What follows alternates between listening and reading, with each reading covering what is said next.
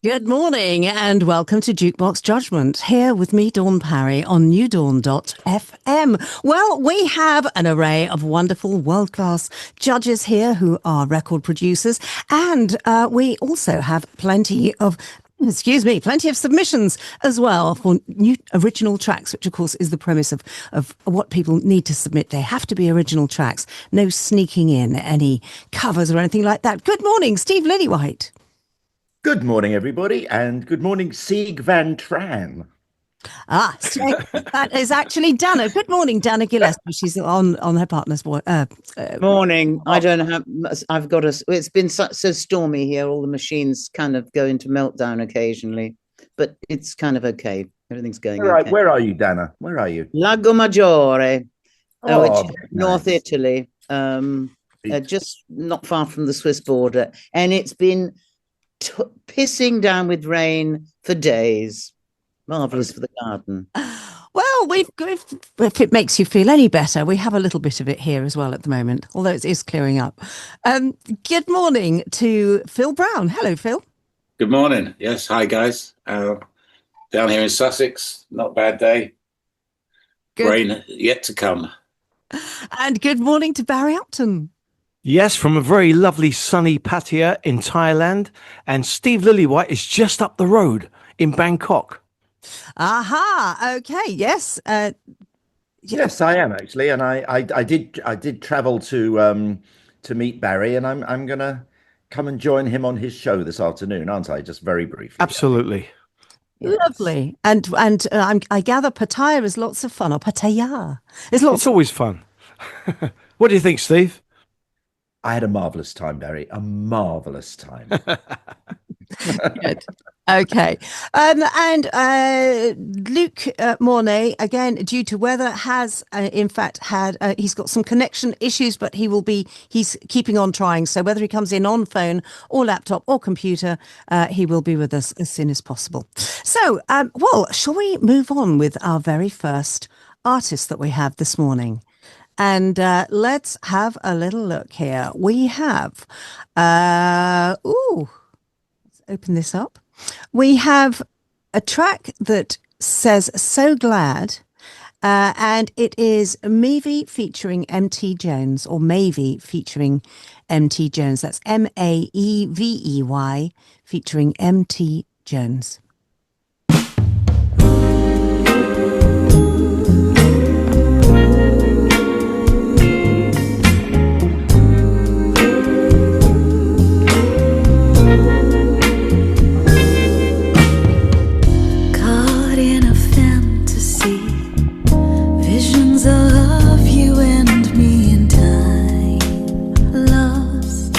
Between us,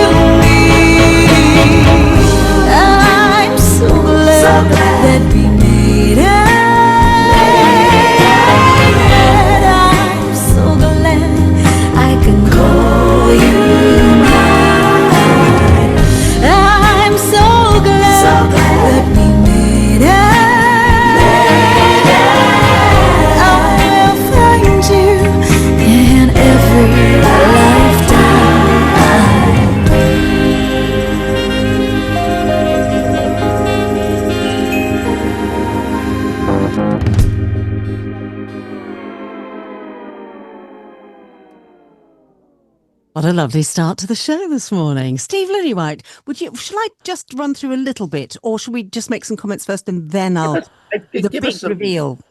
Give us the reveal. Okay, well, the reveal's rather nice actually, and in fact, I will be having him on the show very shortly. I hadn't realised. So this is Steve Levine, who is behind this with Mavie, and he was behind all of Culture Club's hits, as you know, and many other artists. Anyway, so he's put this out on his label, but of course, the way the music industry is right now, they're not making any money out of anything.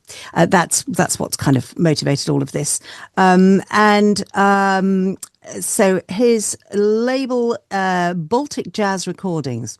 Anyway, so he's trying to develop right now. He's developing a new generation of artists, and his latest is this lady, Mavie, or Mavie, and she is a British artist, and he and artists, of course, are very concerned about AI companies, though it is going that way, obviously, actually limiting how sales manage to make any money for any artists. And obviously they are doing something about trying to take over the IP and things, as we know. So anyway, Mavie, British artist, or Mavie, I don't know how we pronounce that, British artist, and it is Steve Levine behind that. So Steve Lillywhite, would you like to go first, please? I thought it was pretty good. You know, I love the backing vocals. I just got this idea of three girls, it's sassy girls in the background, sparking out those backing vocals, and she has a nice voice. I mean, I'm not sure. Towards the end, I was getting a little bit like, does she have to hit that same note always at the first line of the chorus? But you know, it was good though. It was good, and the bridge took off nicely. It was nicely structured, nicely put together. Not much I could, you know. I mean, it was just nice. It was good. Okay, thank you very much, Steve Lillywhite. Barry Upton. Yeah, it sounded like a very classy record from the 70s and something that you would hear in a Quentin Tarantino movie, that kind of thing. But it's all very, very nice. I love that kind of music, and those chords. I know what Steve's talking about, that note that she kept going to. It would have been nice if she'd veered off it maybe once or twice. But it's that chord. It makes that chord. And it is a kind of slightly jazzy chord, but it's very nice, and it sort of kind of like drifts. You know, you can drift away to it, that kind of thing. There's nothing there that's going to be mind shattering or world shattering, but very, very good. A nice start to the show. Thank you very much, Barry Upton. And we've lost Steve for a moment, I think, have we? Yes, we have, but he'll be back, I'm sure. And we have Luke Mornay popping in. Phill Brown. Yeah, very professionally put together, which do you expect from Steve. Really like the vocal. Loved the mix. I did also drift to 3/4 of the way through, but on the whole, very good. Very nice, as Steve said. Nice. Nice. Nice. Very nice. Yes, but nice is too gentle a word. I did enjoy that. Would I play it on my show? Yes, I would. It sounded lovely.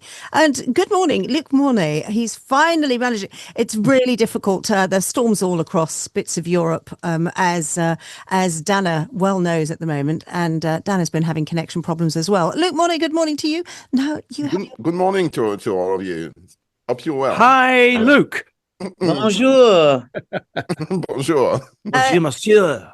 And Luke, I'm guessing that trying to come into the room, you probably missed that track. No, I did. I was listening to the song. Okay.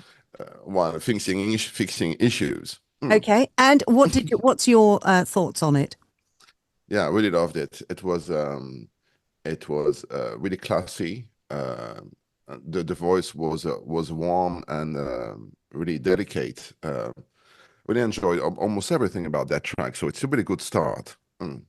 Okay, lovely. Okay, thank you. Thank you very much, Luke.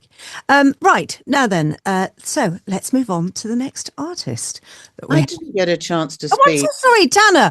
Dana, darling, I would never leave you out. I got thrown by people disappearing on the screen, people coming in. I'm so sorry. Dana But Steve is still missing from my screen, the lily pad. Oh, is he? He's not at the lily pad, but the lily pad himself. He's eating. I'm here. You're still I'm there. here. Oh, you are there too. Anyway, my view on the song, also nice is usually a pretty damning word in my opinion, but it was a very good way to start the show. Again, I agree with Phill, very good mix. You could hear everything. I found the song a little boring, but it had, voice, verse, chorus, and a bridge, which went to some interesting chords at the end. So that is good. You can't really fault it. It's just driftworthy at the end. This sort of thing you'd put on, I don't know what the BBC stations are anymore, 2 maybe or something, one of those things that make you go slightly to sleep at night. Then it's not degrading to the song, it's that kind of song, but it has a good start. Yes. Okay, thank you for that, Dana. Well, let's move on to the next artist then, shall we? This is Kid Hyen, I think it is. Kidhyen. And Who's Looking Out for Riley?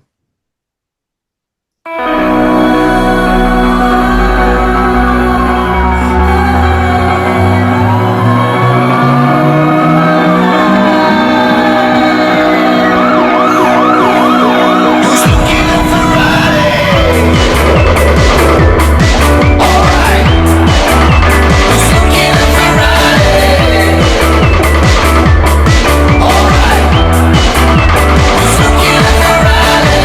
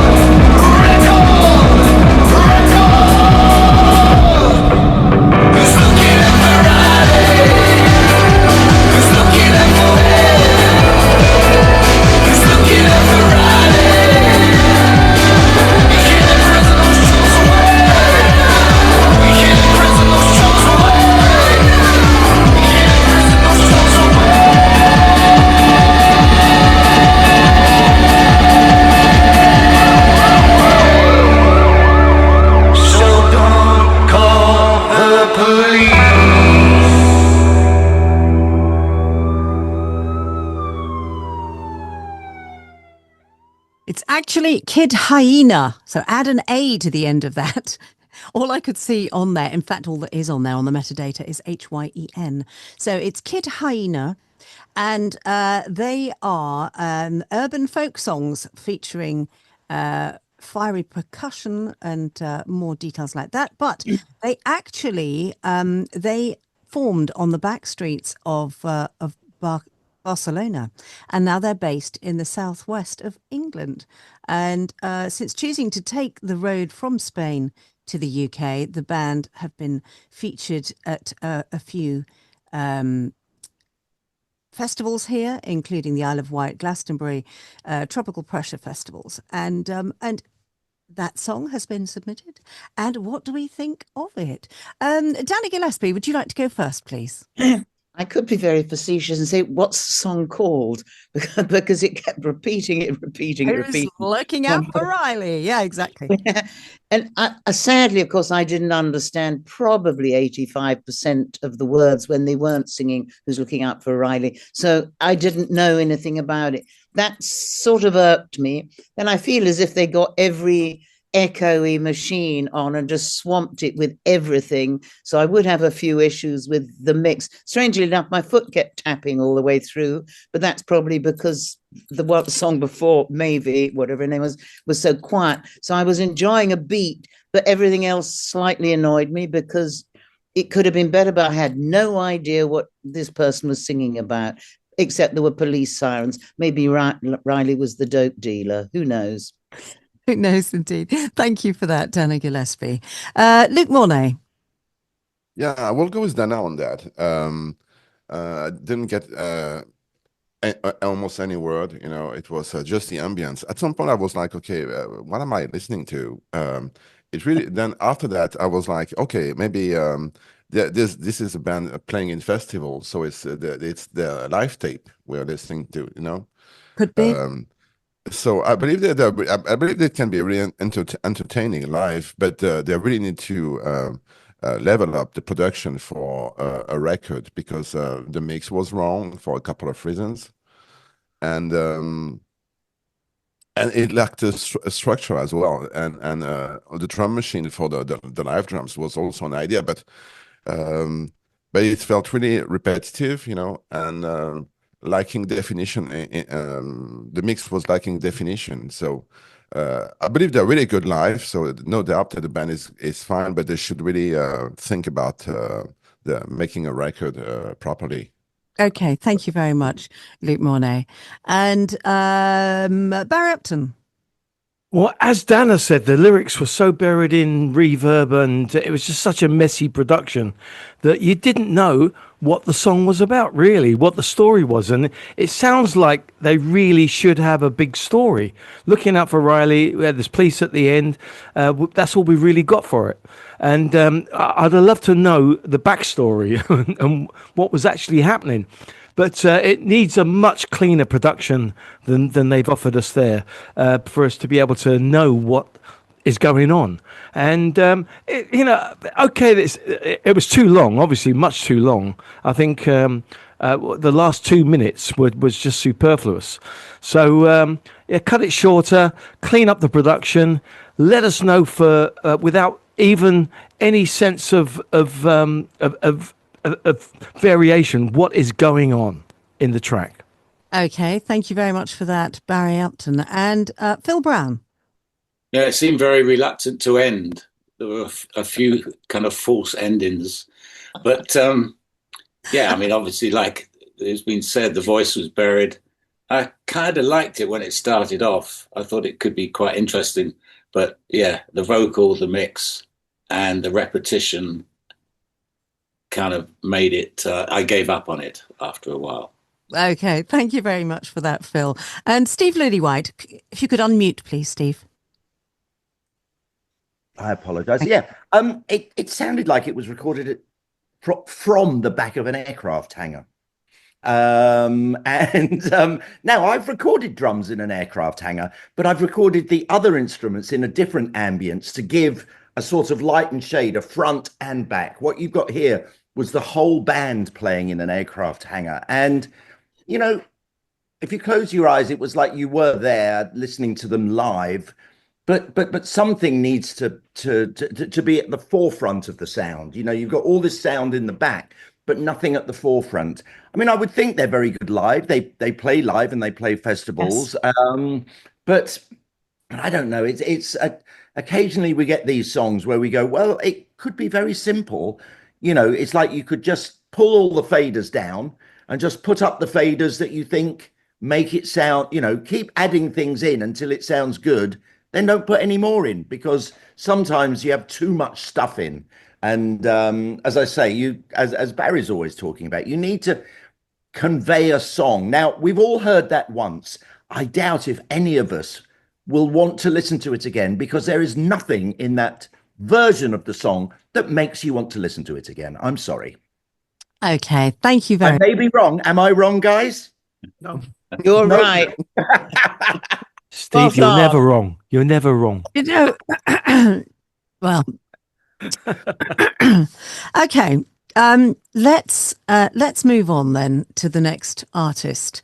This is Andrew Dean,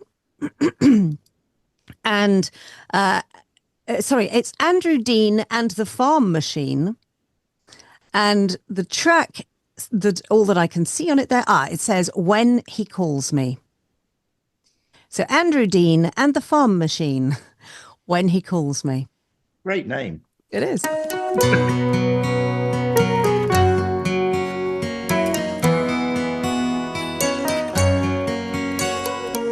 I saw an old friend just the other day in a wheelchair and his hair was gray. His eyes and smile just seemed to say, when we were kids we'd play all day. I asked him what he'd been up to. How's the family? Is there anything new? He sat there and he looked for a while, a tear in his eyes and that half-crooked smile. The kids are all grown and gone away. My wife left on a sunny Sunday, but I'm alright, 'cause I know one day there'll be no sorrow, no more pain. When Jesus calls me home, I know I won't stand alone. His mercy, His love so divine, He'll take away every tear I've cried. When He calls me,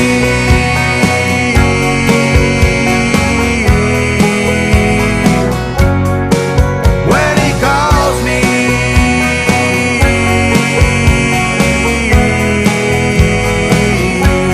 and takes me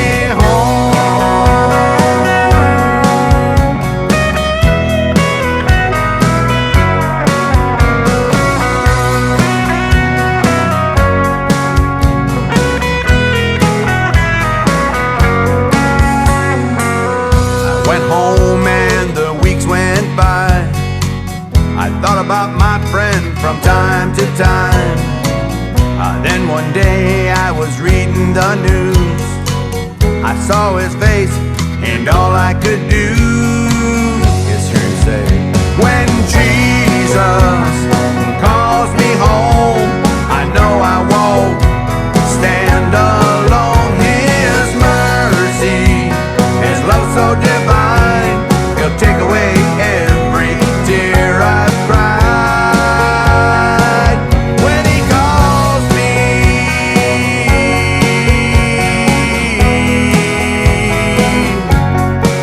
when He calls me,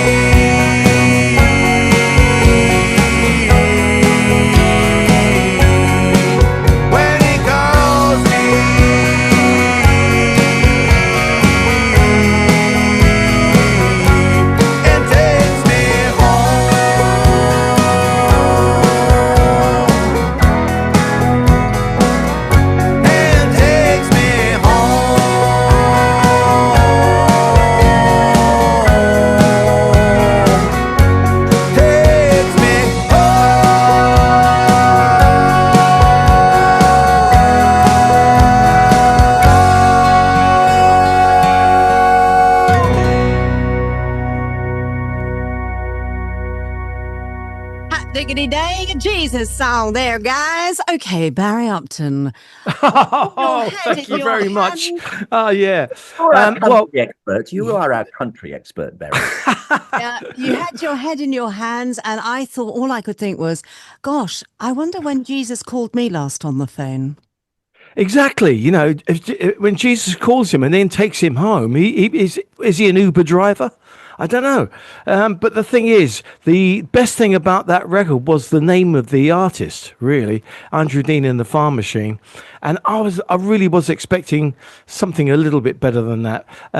Unfortunately, I'm not big on these kind of religious message songs. I know there's a lot of people in America that would be.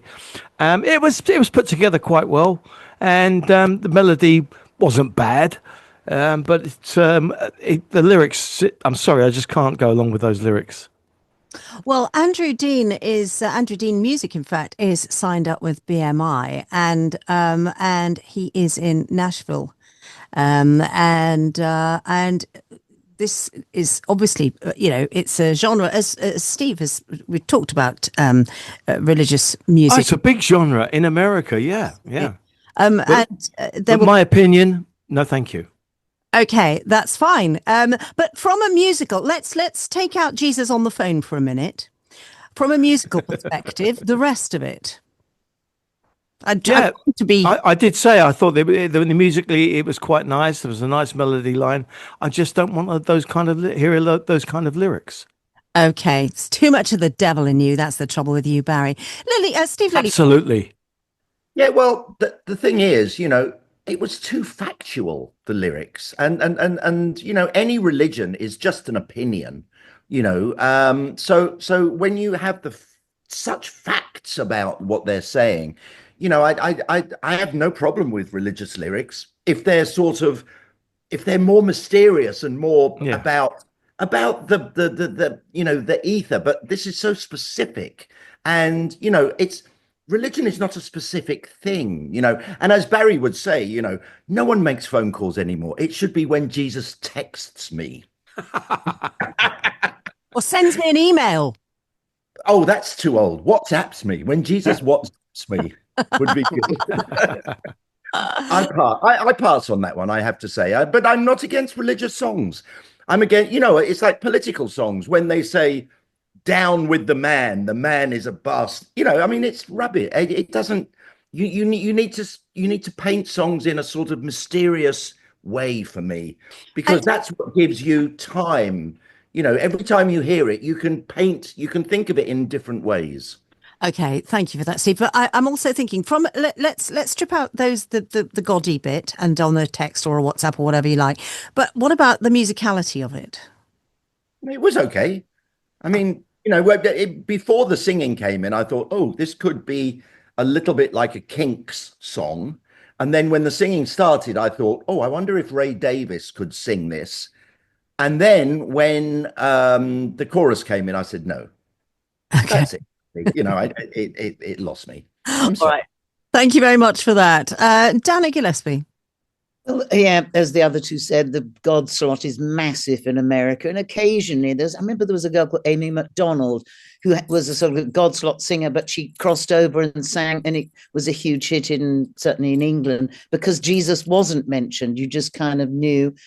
I've also got nothing against religious songs. I myself have made quite a few albums in Sanskrit, but that's so nobody can understand what I'm singing about. I kind of like that. This was a bit too much in your face, but I'm sure it'll go very well in Nashville. I found the actual structure of the song somewhat boring. The first three verses were all on one note, in fact. Yes. But I listened in because I wanted to know where the hell was it going. Hell probably is the wrong word. Heaven might be. I just found it a bit boring, actually, which I find is the worst sin of all. Do not be boring. Or as I'm looking at Phill Brown on the big show, as David Bannon always used to say in the studios, don't bore us, cut to the chorus. I didn't want to hear the chorus either. So that song didn't move me at all. Okay, thank you for that, Dana Gillespie. And Luc Mornay. Yeah, it felt really generic in the genre, no real innovation there. musically it was okay, but yeah, it was a bit too bland, because it was no really original. So I believe it was like it could work on some radios in some rural areas, because you could really see the TV series, and the documentary about some region and this playing in the background. I know, and the sheep tied to the lamppost and all that. Yeah, yeah. So it was nothing. So it was not bad, but I mean, it was not really interesting to listen as a listener for, especially if you're not into the whole that thing. God Squad music thing. Yeah. Okay, thank you for that, Luke Mornay. And Phill Brown. Yeah, well, musically, I thought it was a little lightweight and plodding. I'm surprised that it's come from Nashville, really. Yeah, I mean, I have to mark it down just because of the lyrics. So it's really not for me. Okay, thank you very much for that. Okay, well, let's move on to the next artist. This is Modern Life, and the song is called Smile Today.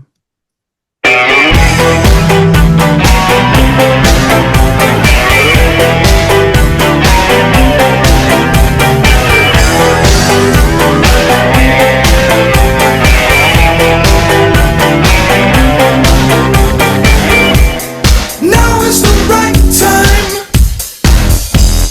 This is the place. Everyone's ready. Bounce the bass. We've got things that make it sing in your ear. We can change the way things appear. Things to make it all disappear. It's your right to want for more. Hey, hey, have you made somebody smile today? Hey, have them rolling in the aisles. We're coming at you, twisting through space. The rhythm is steady. Boost the bass. We've got things that make it sing in your ear. We can change the way things appear. We know what we want to hear. It's our right to want for more. Hey, hey, have you made somebody smile today?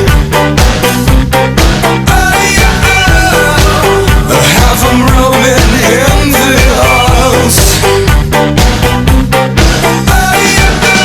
Hey, hey, have you made somebody smile today?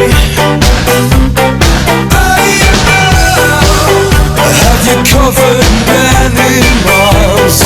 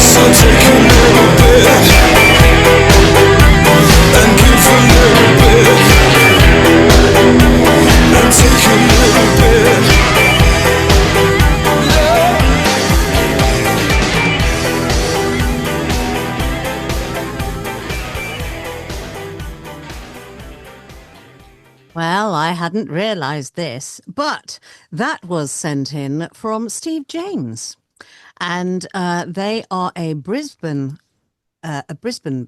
band. Hang on a second, let's go back to what I've got on them here. Modern, right. Is that right? Modern Life, I think, and based in Brisbane, Australia. Modern Life, they're an artist known for their ambient music, and yes, and so Steve James sent me that, and he's produced it. So let's go from there back to the Zoom meeting here. Phill Brown.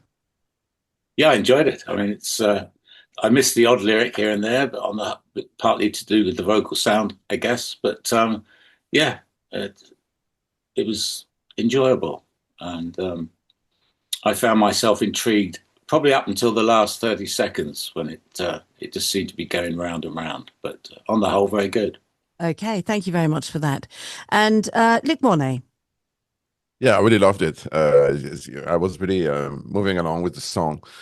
I just thought that, let's say, in some bits, there was some mismanagement of space between the lines, the singing lines, and sometimes some motives could have, let's say,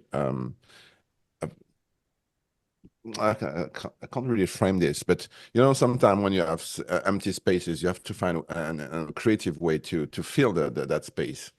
And that was missing at times, especially when it was funny on the first verse, but the second verse really felt like we were waiting for something, which is not really good. But apart from that, the singer was fantastic, and I really loved it, and I really loved the ambience, the general ambience of the song. So kudos for that, because I really enjoyed it. Okay, thank you.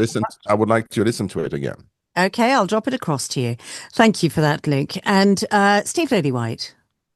Yes, I especially loved the chorus with the sort of madness style piano chords and the way that the Smile Today bit. I was less keen on the verses, which didn't sort of do anything. I mean, they weren't as hooky. The choruses were great and really good. The personality on the other part of the song was a different personality and didn't quite work for me. And just a little thing. I mean, that snare drum had this sort of, and I have a lot to do with it, really. It had this sort of 80s gated ambience thing that I was doing a lot of back in the day. And I'm not sure whether that, and it dates my records from those days then. And I question whether it might date this record as well. That was be my one question about sonically, whether that snare drum gated ambient sound is necessary for a song like this, But other than that, it was great. I especially loved the chorus, though. Well done. Okay, thank you very much for that, Steve Lillywhite. Danny Gillespie. Yeah, I enjoyed it too. Yes, there was elements of madness, and there was even some Hank Marvin type guitar came in, which I found pleasant. There's lots of really good things about it. I think towards the end, when Phill said it was sort of the last 30 seconds was sort of, a bit boring in a way to the fade out, they could have maybe done a breakdown or breakdown and then a build up or something to make it slightly more interesting. But again, I was quite pleased with listening to it. It had some good sides to it. Okay, thank you for that, Dana. And Barry Upton. I think the best thing you can say about it is that my mind never drifted. It kept me interested all the way through.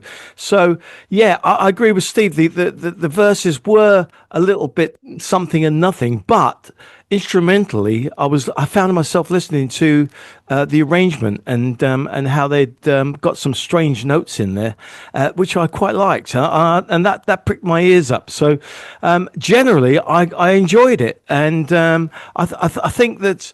It sounds a little bit 80s-ish, but I kept thinking, who does this sound like? And I couldn't think of anyone that it actually sounded like. So that's a good thing. It's got its own personality. Okay, thank you very much for that. Is it a track that I would play on my radio show in the mornings? Actually, yes, I rather liked it, and there was a little hint of Michael Hutchence in the vocal to me, and I always loved his vocal. But there was that slightly deepish voice, a little bit of passion and breathiness coming out in it, which us girls do tend to wither at the knees over just occasionally. Well, the boys. Well, some of the boys do as well, yes. I can only speak for myself, Dana. Okay, so that was Modern Life with their track Smile today. Now, let's move on to the next artist that we have here. And the next artist is, they are the Worry People. And the name of the track is Gold. Oh, let's hope it's an original Gold.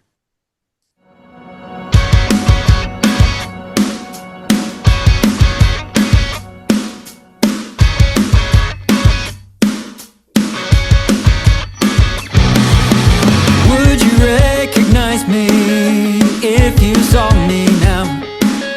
I cut my head to spite your face like I'm holier than now. We were better strangers and I thought that you moved on. It took some time to come around, but the season's come and gone. Cover me up in your gold and wrap me round your finger. Give me something to believe in, something like forever. Whoa, whoa, whoa, whoa, whoa,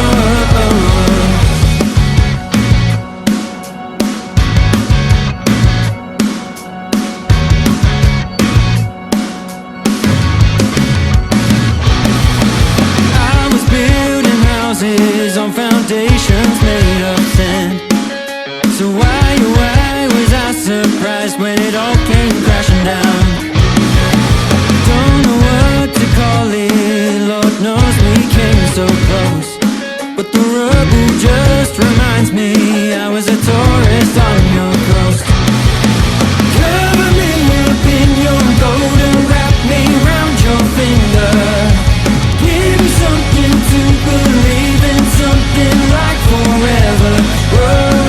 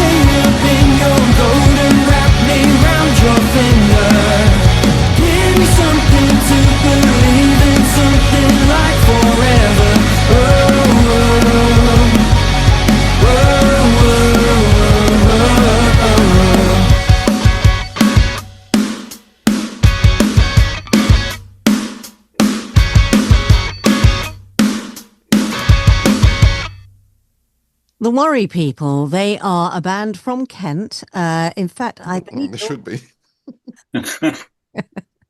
that's Kent, UK. Okay, so they are born from a friendship, childhood friendship. Sam Stewart on vocals and songwriting, and Ryan Dodds drums, and they've built a reputation for emotionally charged performances, apparently, and boundary-pushing songcraft since joining forces in 2020 from a musical perspective.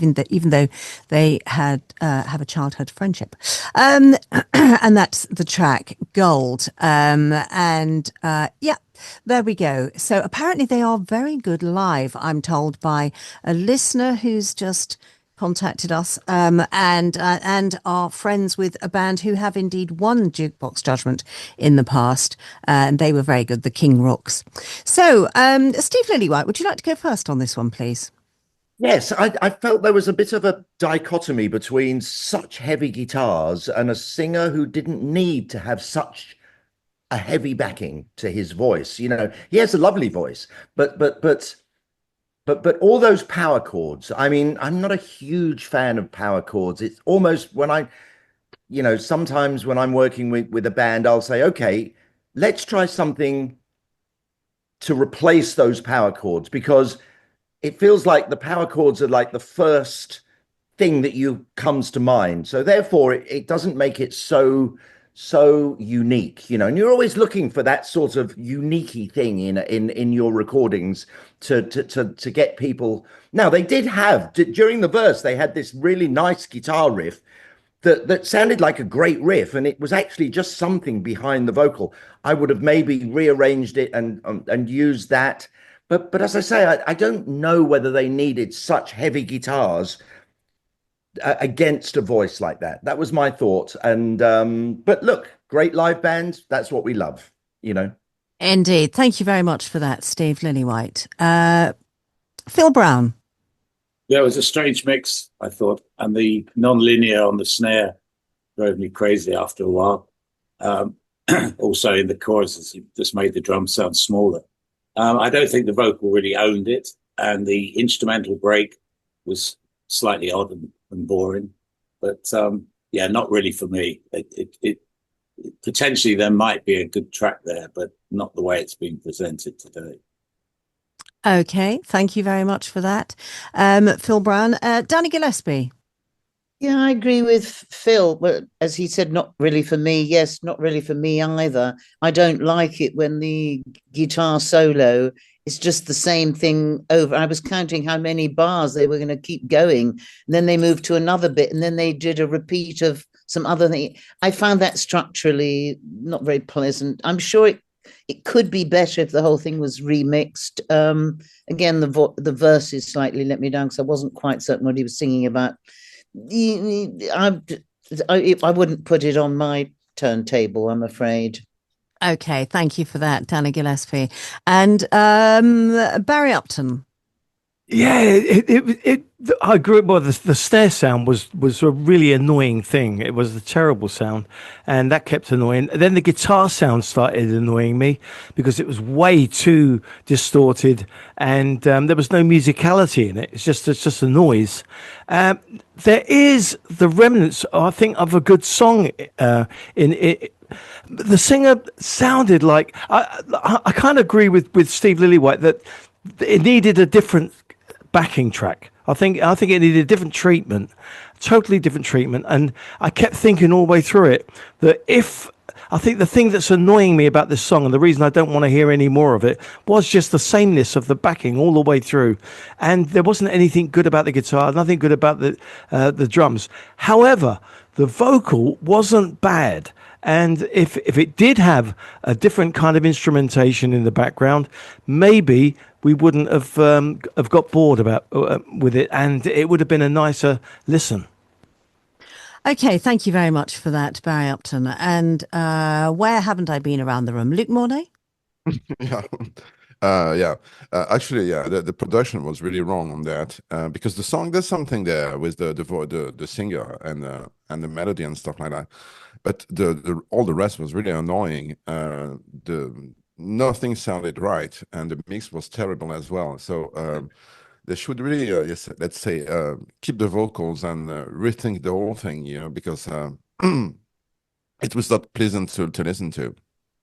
Okay, thank you very much for that, Luke. Has everybody spoken? Dana? Yep. You have? Okay, just checking. While I do my vitamins, you know how it is. Anyway, okay, so let's have a look at the next artist here. Would I play that on my show? Do you know what? It sounded a little bit. It almost sounded like there was a hint of 80s stuff going on within it. Yeah. A little bit too much. And maybe that was the snare, the irritating snare that was just whacking all the way through. Not really sure. But I'm not sure that I don't think I'd play that track, actually, on my breakfast shows. Let's move on to the next artist we have here. We'll know who this is as soon as we hear it. But we're going to play it and we're going to hear it anyway. This is, the track is actually called Thank You for You.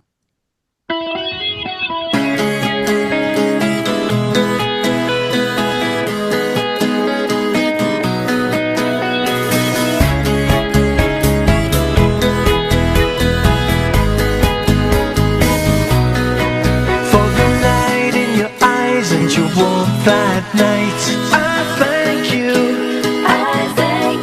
for everything that is beautiful in my life. I thank you how you always give unconditional love. I thank you for the day you came my way and all that stuff.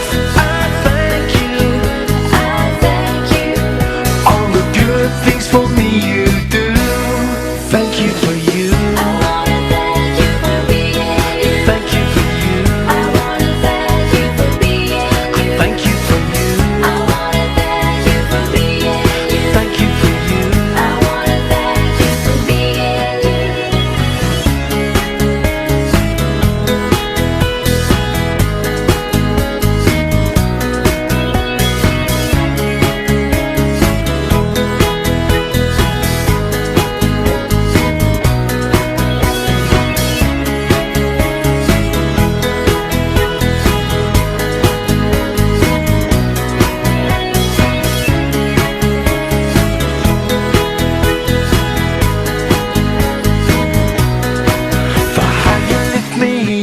when I'm feeling low. I thank you. I know you know I love you, but even so, I thank you. How you always give unconditional love. I thank you for the day you came my way and all that stuff. I thank you all the good things for me you do. Thank you for you. I wanna thank you for being you. Thank you for you. I wanna thank you for being you. Thank you for you. I wanna thank you for being you. Thank you for you. I wanna thank you for being you. Thank you for you.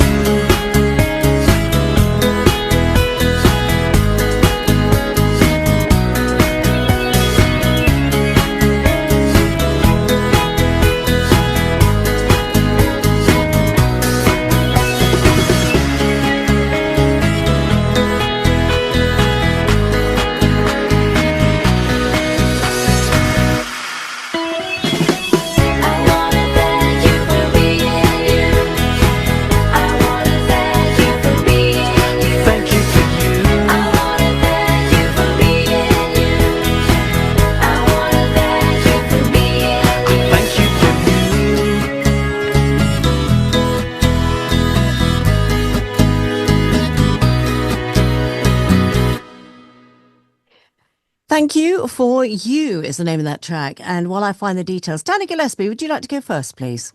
Yeah, you didn't say who it was sung by, as if No, I'm just looking for that. Sorry. Well, he did use. I mean, I'm always happy to hear something that's real instruments. Has got some real instruments on it. Then, again, slightly boring actually, because once you've got the "I thank you," it's so much thank yous. I got fed up with the word by the end of it. But I haven't really got too many other complaints about it. I could hear everything. It was pleasant. It was nice. I said that word nice. God, I hate again. Let me throw up. It was pleasant. And I thank you for playing it, basically. Okay, thank you very much, Dana Gillespie. Luke Mornay. Yeah, actually, it was a feel-good song. It's the production could have been better for a couple of reasons, but let's say it worked. But at some point, I'm going with Dana. It was getting annoying. Maybe shortening the song could help, to make it a nice moment that you don't because it was stretching for no reason. But that's about it. But otherwise, it's pleasant to listen to. I mean, it's a positive song to listen to at times. Yeah. Thank you very much, Luke Mornay. Actually, there was a point where I thought it was going to end, and then it carried on again. Phill Brown. Yeah, it's well put together. I mean, nice mix. Hear all the vocals. Yeah, it was very summery and pleasant. It almost reminds me of a Barry Upton track. How very dare you? It does have Smiley on drums. Steve Lillywhite. Yeah, well, I agree with what other people have said. I felt, yes, I know it's Barry singing. I can tell his voice. I think too many I thank yous. You've got the girls singing it and him saying it. You sort of like want once or twice for just something to twist in there. You see, you got the musical twist with that lovely chord change at the end of the Barry, you know the bit where I mean the bridge. The bridge, and that's beautiful. Really gives me a sort of almost like an XTC sort of thing, and so there's that, and just I would have brought in one new sound instrumentally halfway through to perk up your ears. You could almost, I don't think I've ever said this, but it did cross my mind that you could have put a really nice harmonica solo in there, just toward, or something other than just the jangle guitar, or another guitar riff, in the way that There She Goes has, something, just something a little bit different in the middle, but it's great, and the voice sounds great. And it's good, and I'll give it an 8 out of 10. I don't know these back scratchers on this show. Hey, okay, yes, thank you for that, Steve Lillywhite. A lovely message to it, unconditional love. I thank you for all of these things. That's lovely. Do you know what? From my perspective, Barry, and you always test me out on these things. Always send a song over and check it out for airplay and so on. 2 things, in my opinion, on this one, really. Well, the things that Steve said as well there, but there is quite early on in the song, you have a musical gap that it goes round and round and round too many times, and it's sort of stretching the song. That's too much for me. I just feel that's a little bit too much on that. And then the song, as I've said right at the start there, when it comes to a natural end, I think it should end at that point rather than then keep going round again with all the extra thank yous and things at the end. So, and that's it. But other than that, I think it's rather nice. No, it is good. It is good. And I think just a couple of, if there was any way where you could have one other lyric other than I thank you, and it could still be called that, would be great. I actually love the idea of putting the harmonica in, actually, and it's not too late, really. I could actually just bong one in, but that was a good idea. Barry, let alone lend you one here. One thing, come around here, just one second. Okay, KJ is here, and the reason I'm releasing it on this date is that it's our 10th anniversary. Oh, that's so sweet. Fantastic. So I'm kind of like it's like a musical bunch of flowers. Congratulations. Do you know, I think Nice. KJ, you are very, very lucky to have a man who can write you beautiful love songs. That's so nice. Very lucky indeed. No, he's very lucky to have her, Dawn. Of course he is. Well, he is, and she's also lucky to have him. Come on, it's all about being nice with each other. Anyway, I can't believe she's put up with me for 10 years. Neither can I, Barry. Anyway, so congratulations, though, on 10 years together. That's lovely. Okay, let's move on with the rest of the show, please. So the next artist that we are having on here is, okay, this is a track called Only Me. And there is a nice little background to this track as well, which I will find in a moment. But, or maybe I should find it first. So, Seawolf, who is Chris Wolf, who is a singer and songwriter, who he put out songs back in the 80s and then went into obscurity for years, lives in France, is from Belgium, but writes really some lovely songs, but hasn't been doing anything until we discovered him here on Jukebox Judgment last year. And one of his songs went into our chart, and one of them went in shortly afterwards as well, and people all over the place in Europe have been voting for them. And 6 months on, he is still in the revival chart with the same track. Anyway, he met up with somebody and together they started writing a song. Nothing was coming. It took them 2 days. And then all of a sudden, this just happened. And so this is the song. And it is called Only Me.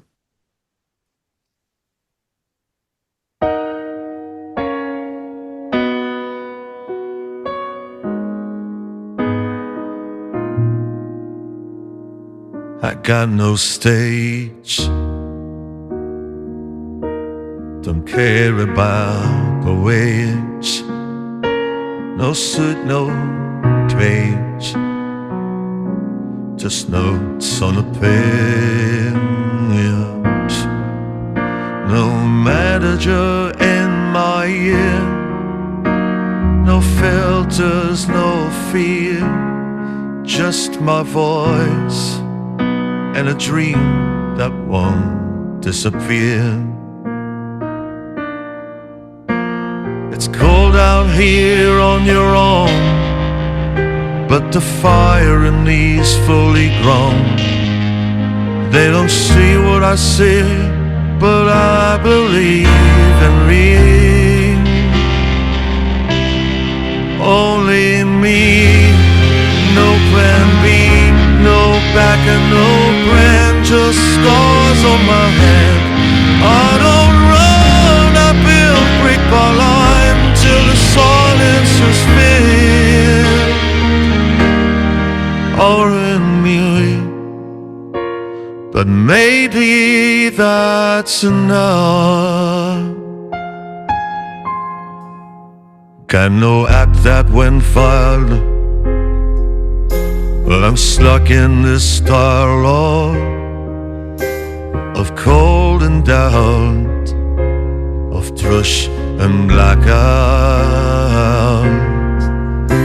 I shift, I fail, I learn, I try, I sleep in minutes, dream a while, no finished line in view, just dispersion and the next two. They want the glow, not the grind. They skip the pain I find.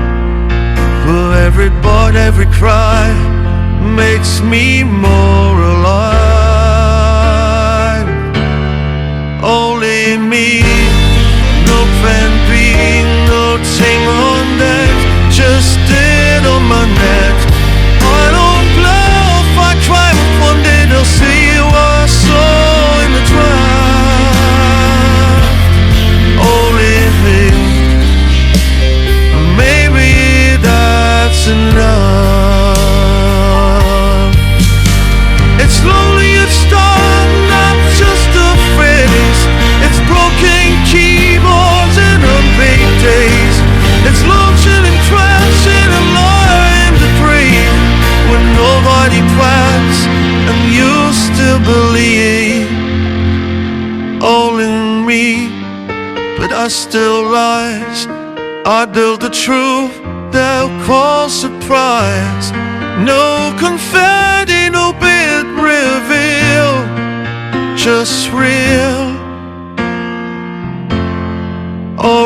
me that I'm still here. And maybe that's enough.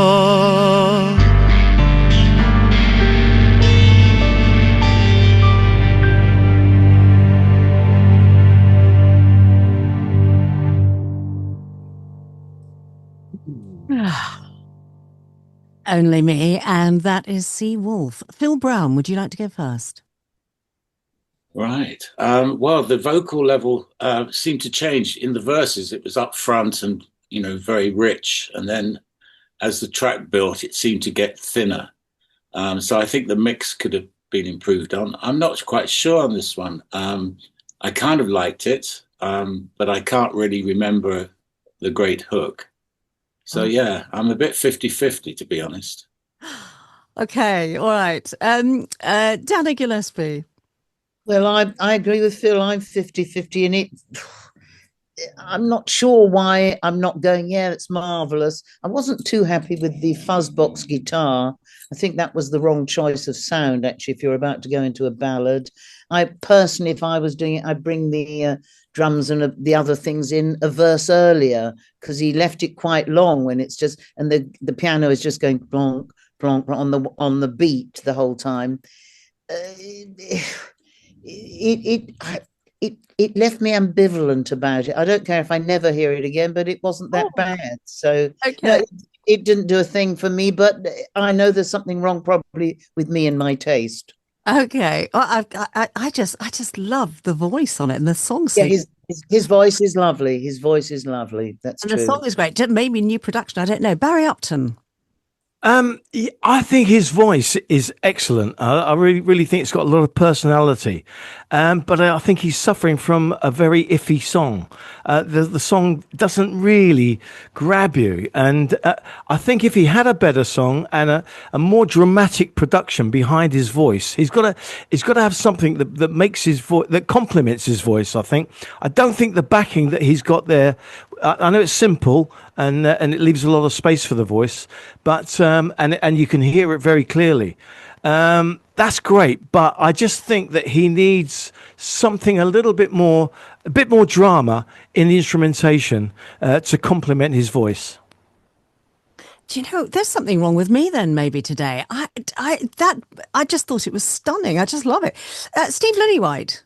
Yeah, no, I loved his voice, and I was thinking during the song, and the fuzzbox guitar, as Dana calls it, it was that was the sort of amateurish sound on the record. The rest of it sounded quite adult and very nice, and it was like this 15-year-old kid playing along with it, and then I started to think, well, what, if the guitar sound was a lot more sort of a Bon Jovi or an Aerosmith type guitar sound, and I'm just going, then I wouldn't like it as much, actually.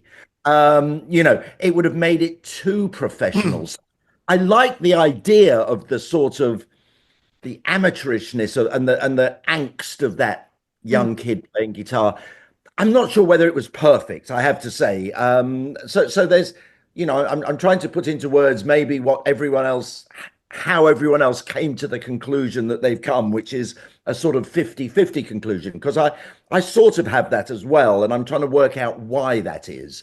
But no, a beautiful voice, and I didn't think the song was bad. I mean, I think it was simple, but it gave it gave the message fine.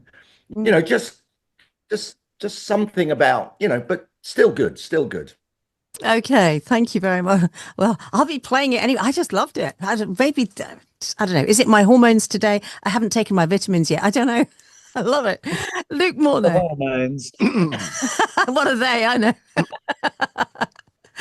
Luke Mornay. Yeah, obviously Sea Wolf is really good and has really nice songs as well, and his voice is fantastic.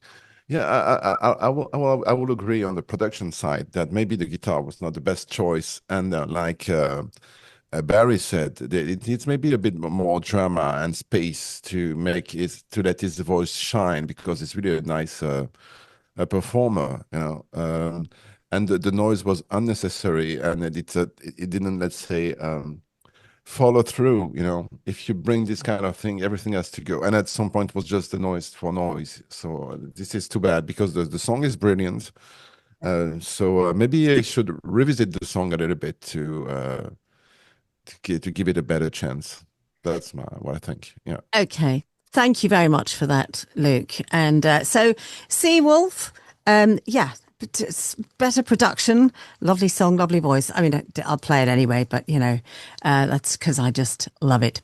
Okay, let's move on to what have we got next? We have Nigel G. Lowndes, and the track is called Who. Strange note in my hand reminds me of foreign times, and some cash in my stash reminds me of earlier crimes. Sharp suit hanging up that's made for a serious day. Rebel levers hanging too, made for another way. Well, it's not who I was, or who I am today. Oh, friends in a fray, drinking from a well of youth. Now that well's running dry, drinking drowns, that's my truth. Dreamer in my heart tells me constantly to play. Banker in my head tells me dreams never pay. Well, it's not who I was, or who I am today. Well, it's not who I was, or who I am today. Oh, I'm getting on, I know. Some things I still would say. That smile that you give me sends me head over heels once again. Fast car in my drive, waiting for a getaway. Slow motion in my body yearns for a holiday. Weird face in the mirror, getting older with each day. Same faith in my mind, staying young, come what may. Well, it's not who I was, or who I am today. Well, it's not who I was, or who I am today. Who I am today. Who I am today. Who I am today. Who I am today. Who I am today. Who I am today.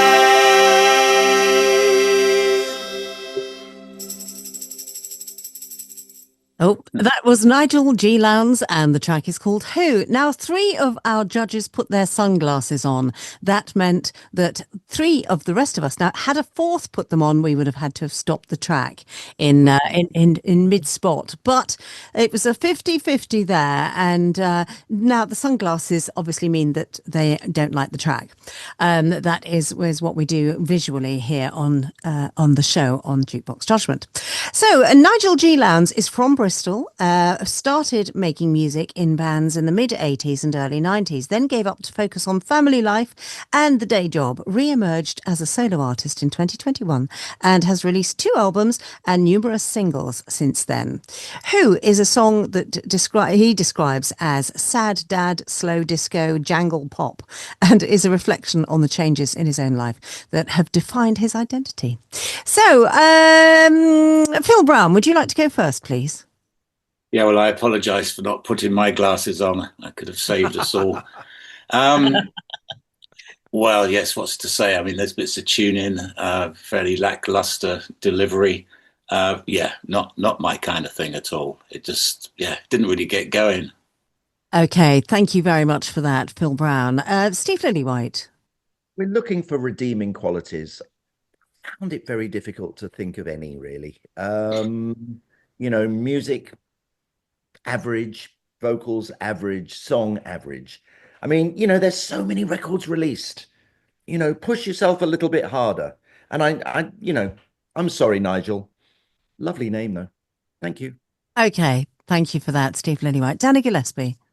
I found a redeeming quality. About 8 bars from the end, in comes a harmonica, or as it's known in the music business, the gob iron. That interested me, but actually, redeeming qualities were hard to find. But when somebody makes a record, and he obviously is having it's what he wanted to do. Whether one should inflict it on other people or not is another question. But I'm sure he's very happy he made that record. Not sure about listeners, though. Okay, thank you very much for that, Dana Gillespie. And Barry Upton. I can sum that record up in one word: limp. Okay. Everything about it was limp. The tuning, the Casio keyboard in the background. It was just awful. Okay. All right. Thank you very much for that. And Luke Mornay. Yeah, I also put my sunglasses on. It was early on, you felt that it would be a boring track, So it was really predictable at all times. Nothing was really interesting. It was really linear on one level. Everything was on one level. So it's so like Dana said, it's probably a pity it's done that record, but it's not something to share. Or at least to put some thoughts into it to Okay, thank you. Sorry if that sounded a bit harsh, but that's how it felt. Thank you very much for that, Luke. Luke, you've made Dana cry with laughter, and Phill, and thank you very much. Okay, and I've just heard from Nigel Lowndes. In fact, I've just got a message come up, and he says, "No worries, I can take it." There we go. Oh, bless you. Okay, well, thank you. And thank you very much for singing the song, Nigel. And have we got anything on the production side of things? Since he is listening in, can we advise him on anything? Come on, Barry. Basically, everything you think. Sorry, Steve Lillywhite first. Do the opposite of what you think. Do the opposite of what you think. Okay. Barry Upton. Basically, I said it was limp. So basically, strengthen everything. Every part from the beginning, from the drums, from the bass, from the keyboards, to the vocals, the tuning. Strengthen everything. Okay, thank you very much for that. Anybody else want to chip in with a bit of advice? Possibly.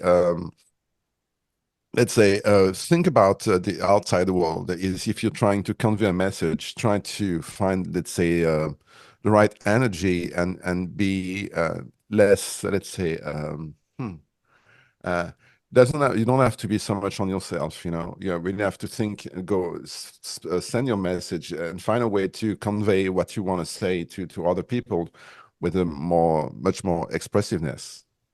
Okay, thank you very much for that, Luke. I know exactly what Luke means there. When you are there entertaining, imagine that it's you that is wanting to be entertained. What would entertain you? And aim for that so that it's something that's really fun, lots of fun lyrically and melodically and so on. Much respect to the guys, he says. Thank you for that. Okay. Well, thank you for sending your stuff in, Nigel, and the same to all other artists as well, because it's quite a thing to do when we can all be really quite damning and quite harsh.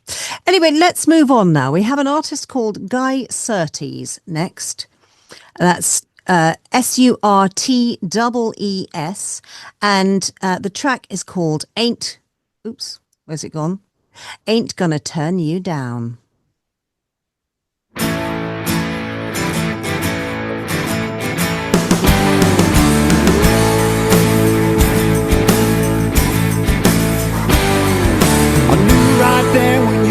pretend we were gonna have some fun.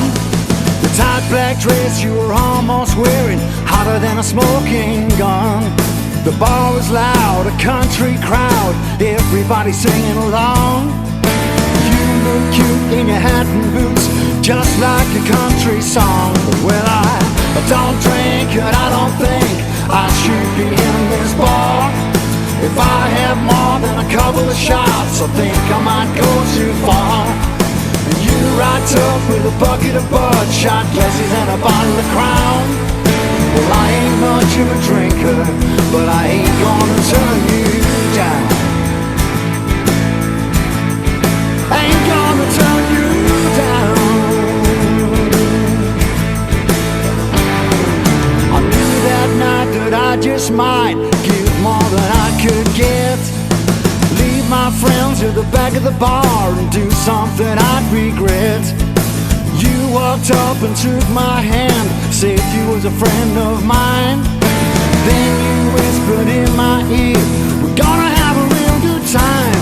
Well, I don't drink and I don't think I should be in this bar. If I have more than a couple of shots, I think I might go too far. You right up with a bucket of bud, shot glasses and a bottle of Crown. Well, I ain't much of a drinker, but I ain't gonna turn you down. Ain't gonna turn you down. No. I'm not about to turn you down. I ain't gonna turn you down. Well, I don't drink and I don't think I should be in this bar. If I have more than a couple of shots, I think I might go too far. You right up with a bucket of bud, shot glasses and a bottle of Crown. Well, I ain't much of a drinker, but I ain't gonna turn you down.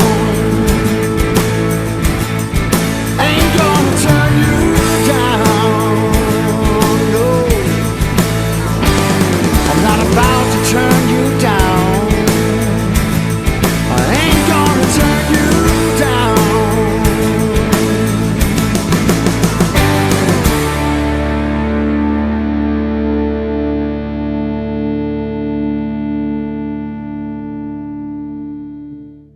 Guy 30s and Ain't Gonna Turn You Down. I am just rummaging for the details here. So if Luke Mornay, would you like to go first on this, please? Thank you. Sorry. Yeah. Actually, I like. Funny, I like this track. I was not sure. Let's say because all the during the song I had in mind, that song sung by Kim Carnes with a more, let's say, some sort of more graspy vocals. You know, something more.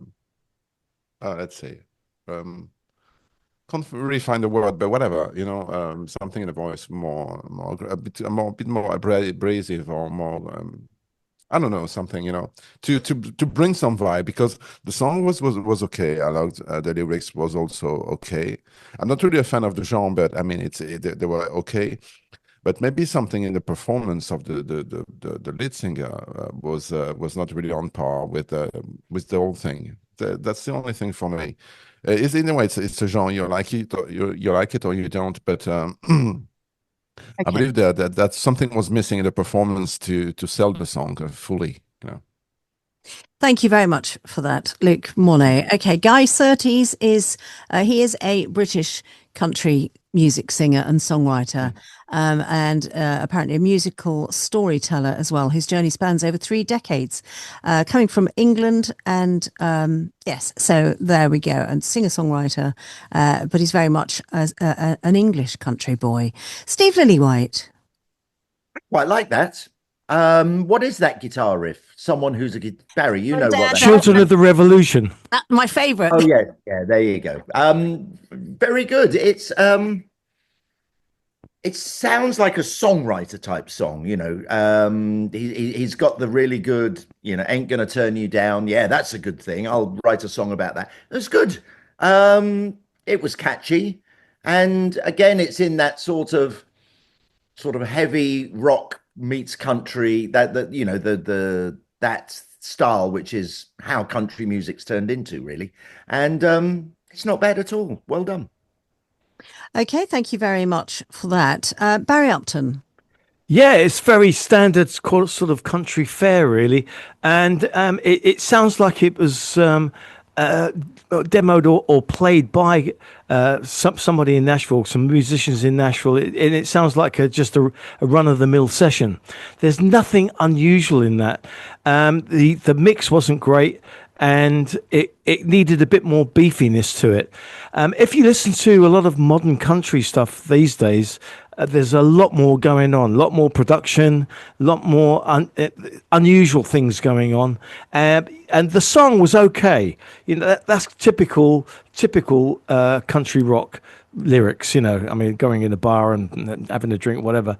But it needs to be much more in your face, and it needs to have something in it to differentiate it from all of the other country stuff that's around.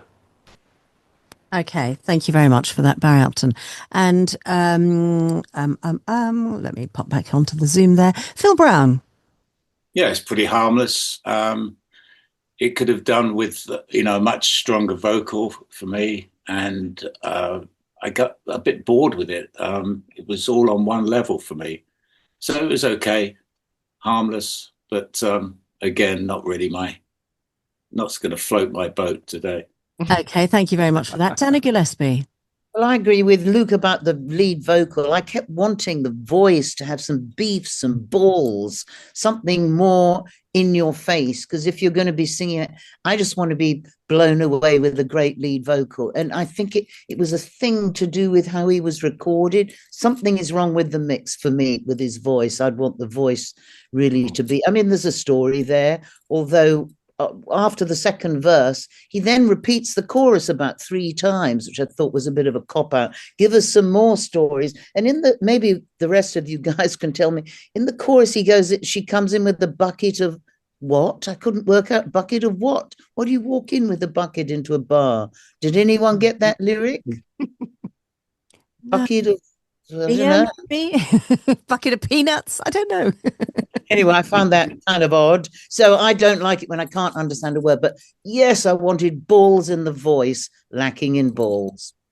And maybe he's from up north, and maybe it were a bucket of pork scratchings. I don't know.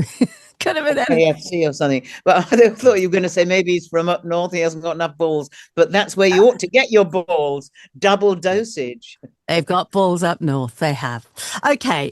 So Barry, have you spoken? Yes. Oh, has everybody spoken? Yeah. Yes. I thought so. Oh, well, I was just checking. Okay, let's move on to the next artist we have here. And the next, let's go over here. Right, now this is, let's put it in the right place. There we go. You can hear all these little lovely dropping sounds everywhere. This is Boys Don't Cry, the name of the band. And the track is called Rescue Me.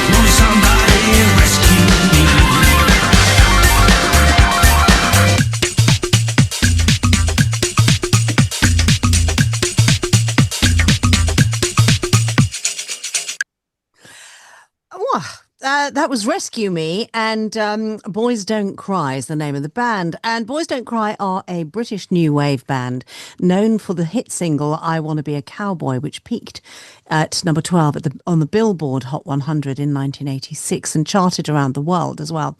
And in fact, they go back and play across America. Nick Richards used to own Maison Rouge, who's in this band, and they play every year across America, touring in Back to the 80s tour with other 80s bands as well. Anyway, but they are still writing and producing new material, new music, and that is their latest song, which was Rescue Me. Steve Lillywhite, would you like to go first, please? I thought that was great. It was well done for the lyrics. I thought that was, I mean, I was interested in what he was saying, and you know, I mean, I would have probably, I was listening to the beat and I was thinking, this is a bit Frankie Goes to Hollywood. And then I suddenly thought, if it had a darker, deeper, like driving bass line to it, it could have been fantastic in the way that Frankie, that Relax had. But you know, and the sort of jazz piano didn't need to be in at the front for me. And if that had come in the middle, and it was brilliant in the middle, when it came in on that solo, it was like, wow, that's a moment. Sometimes you can give the moment away. And you know, I personally, I would have, you know, the very intro was nice and dark, and that's where I got the Frankie Goes to Hollywood thing. And then it went into sort of jazz, and that wasn't good for me. It was nice when it came in on the solo, and then there were some nice parts to that song, and it had that sort of humor to it. It was great. Loved it. Yes. Okay. Well, I think Nick Richards, I believe, is tuned in right now, in fact, as well. I do like it when the artists all tune in and, you know, and hear the comments, apart from when we're absolutely damning and howling with laughter and things like that, perhaps. Dana Gillespie, I mean, you and I, Dana, were laughing at the bra and then being caught by the coppers in the car, and that was just so funny. Yeah, I actually totally enjoyed that song. There were a lot of things I thought were really good. I was interested. I think probably they could have done a breakdown or something at the end, because they repeat it. I would have cut out one end bit or done something eased out in a slightly different way. But yeah, the whole thing was amusing, made me smile. Blow me. I've never heard anyone saying, if you're going to blow me, I need rescuing. I'd have let them get on with it. But apart from that, it's got English humor, which I liked. Yeah. And I like the Englishness of it. So yeah, good for Boys Don't Cry. I probably would think, I wonder what else they've done, whereas I've not heard of them. So they've intrigued me. Yeah. Wonderful. Okay, thank you very much for that, Dana. I'll pop across a track or two of theirs, because please do. Okay, and Phill Brown. Yeah, good track. I think the intro was a bit long for me personally, but yeah, it was fun lyrics, well put together. Yeah, enjoyable track. Thought it was very good. Thank you. Okay, and Barry Upton. Well, you know me, I wouldn't try and influence what you play on the radio at all, right? However, this is the only the second song that we've heard today that I would love to hear on the radio, because I think it does lift you up. It's got a fun feel to it. A couple of the lyrics could have been a slightly clearer, but they were fun lyrics, and I think the more you hear it, the more you're going to understand those lyrics. And I think it's a good. I really do think it's a good radio record. Thank you very much for that, Parry. I'd agree. I think it would sound good on the radio. There you go. There you go. See, me and Phil.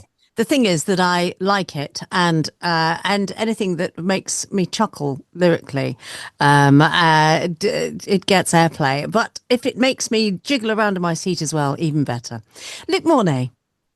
Yeah, I won't join the others on that. It's really quite uplifting track, really adventurous, and it's interesting on the production side as well. The only thing that I was a bit of discomfort. I'm not sure that sometime it felt a bit out of tune, but it was, let's say, Some choices were a bit bizarre, but they worked. So maybe that was the key of that track, to be really on the edge of the let's say on the production side, and the whole thing worked. So congratulations on that. But I was a bit concerned, but it worked in the end. So. Okay, well, maybe Steve's suggestion of bringing in that sort of sound a little bit, that darkness into it to give it that little edge might be the thing. Well, Nick Richards, if you want to get in touch about it, please do. Anyway, let's move on to the next track and the next artist we have here. So the next track is Love Nor Money. Let's have a look. What is this? Is that the name of the band? The band, I believe, are called Blood Will Tell, I think.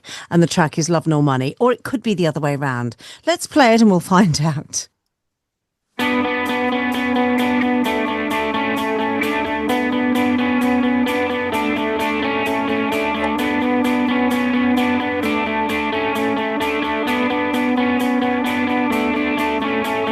Blame it on my lies, cold and patient, blame for lies. We'll blame it on what they see at first sight.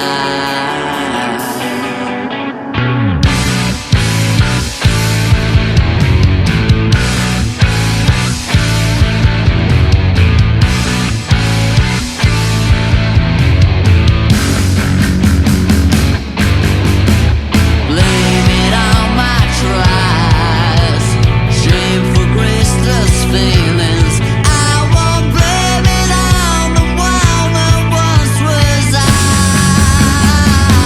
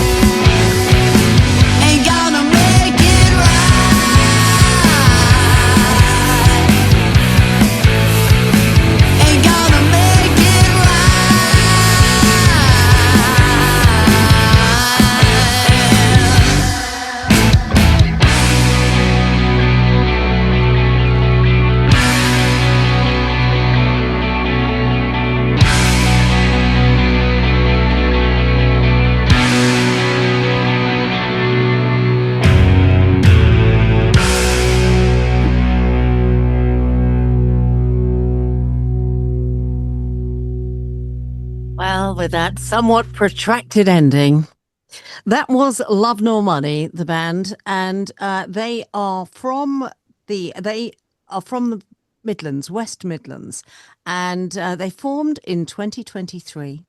So they've been going for 2 years. And they have a passion for early blues and 70s rock. And they describe their music as a fusion of West Midlands heavy riffs and Mersey melodic clarity to summon a new dawn of rock. Well, there we go. Okay, now we hear lots of new rock here on Jukebox Judgment. Who would like to go first with this? Barry Upton? Bits of it I liked. I can't say I liked the whole track because the drums were too busy. I felt that there was, I don't know, there was something about the melody didn't grab me. There were just things about it that were okay. I mean, it was played all very well and it's all put together very well, but there was just bits about it that didn't make me want to listen to more. And then, of course, it went on and on and on. I did like the ending, I have to say. The ending. Which one? Yeah, well, not all of the endings together. It reminded of one of those Roy Wood ones that Steve Lillywhite knows about, you know, where you think it's going to end and it doesn't. It carries on. And that was quite good. I quite enjoyed that. So there were bits of it that I liked, but I can't say that I enjoyed the whole. Okay, Phill Brown, you alluded to which ending? Well, yes, it was another track that just seemed reluctant to end. I mean, it's well put together, but I lacked real energy. It just didn't seem to have real energy, especially from the singer. So, not for me. Vocal needs to be much better, and some real energy. So. Yeah. Okay, thank you very much for that. Steve Lillywhite. Yeah, it was sort of middling. I didn't find the voice. It was like when it was during the verse, it felt too low. But then when he went up high, it was sort of nasally, and then it felt too high. It wasn't in a sort of sweet spot. Maybe they need to learn to sing more from their chest and less from the nose. You know, they've only been together a couple of years, you know.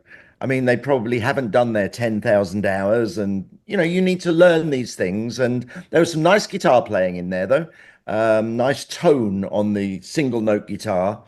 So you know, not all is lost for them. They should just keep practicing their art, and eventually they'll come up with something. But work on getting the singer's voice to become a little bit more, more likable, more personality. Less brume, maybe, in the vocal. Danny Gillespie. Well, yeah, of course, I didn't understand a lot of the lyrics, so that irked me.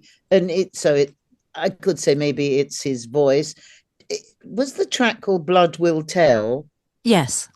Okay, and the band is called Love Nor Money. Yes. Way around. Okay. Well, I couldn't actually tell anything about Blood Will Tell from their lyrics because I like to hear what somebody's singing about, and that occupied me so much that I kind of missed all the guitar-y stuff that was going on at the end. And of course, when the first, what I thought was, thank God, the ending, then of course I got the giggles and so did you because it came in again. Yes. Again.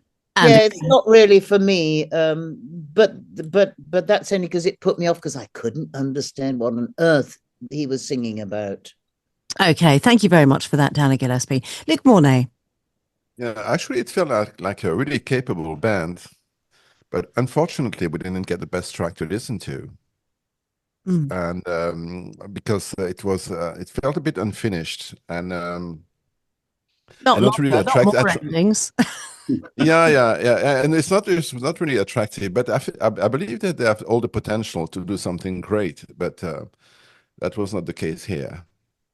Okay. So they should put more work into it and really, let's say, evaluate their assets in terms of creativity and capability, and really make a fantastic track, and don't quit the studio until they get there.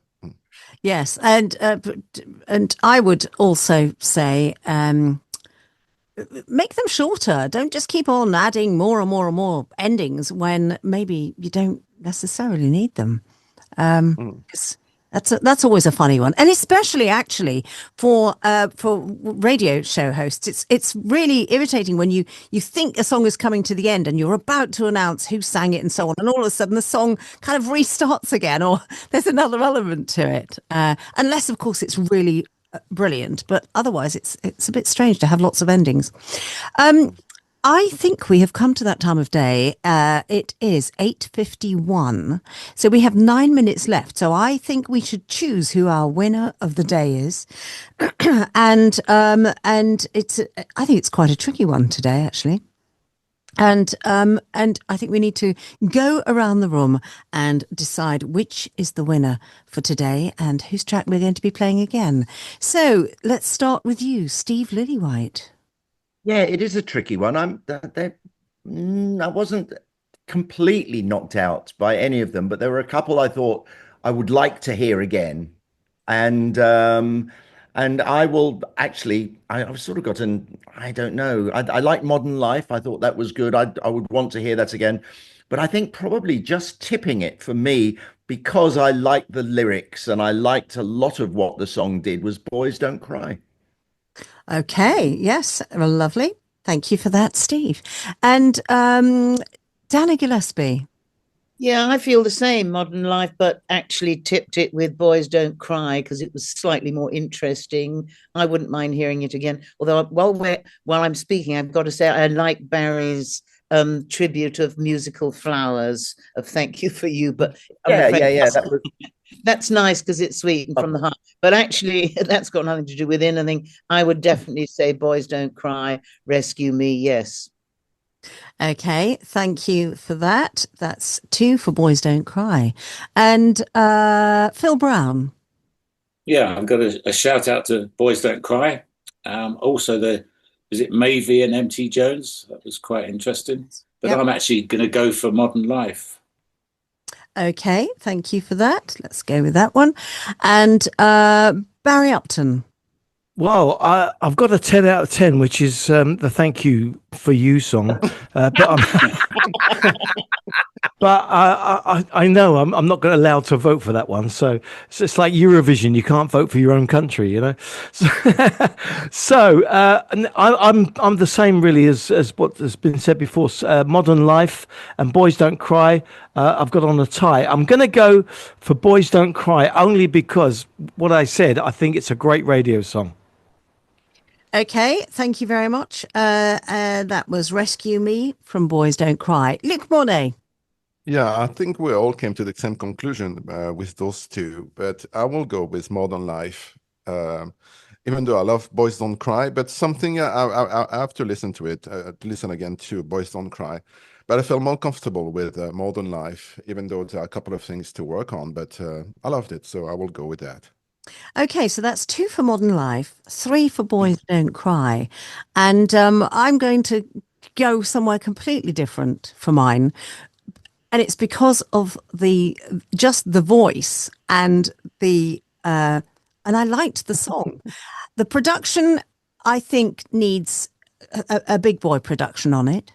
But I'm going to go for Sea Wolf with Only Me, because that voice just did it for me. I loved it, and I would happily hear that again. But that's not going to go anywhere today, unfortunately. But it gets a 1-10 from me. So only for the song and voice, though. Boys Don't Cry with Rescue Me is today's winner. And I did love it a lot. Blow me. Playing it a lot because it's naughty. And how many times, I mean, come on, Dana, have you ever been somewhere where maybe you shouldn't be having a bit of fun and suddenly you've got, I don't know, police or whatever, or maybe just people looking in through the window and you think, what? Those Blow me is a great lyric as well, isn't it? Let's face it. It is. Who wouldn't like that? Why didn't they call the song Blow Me rather than? I think they should have called it Blow Me. So do I, but they didn't. I thought it was called Blow Me. It's called Rescue Me. Who wants to be rescued if you get blown? Yeah, Blow Me is a better title. Yes, indeed. Okay, so let's get back to the track. And where is it gone? Because it doesn't say blow me. It says rescue me. That's it. Boys Don't Cry. Oh, listen to these lyrics, listeners. They are so good.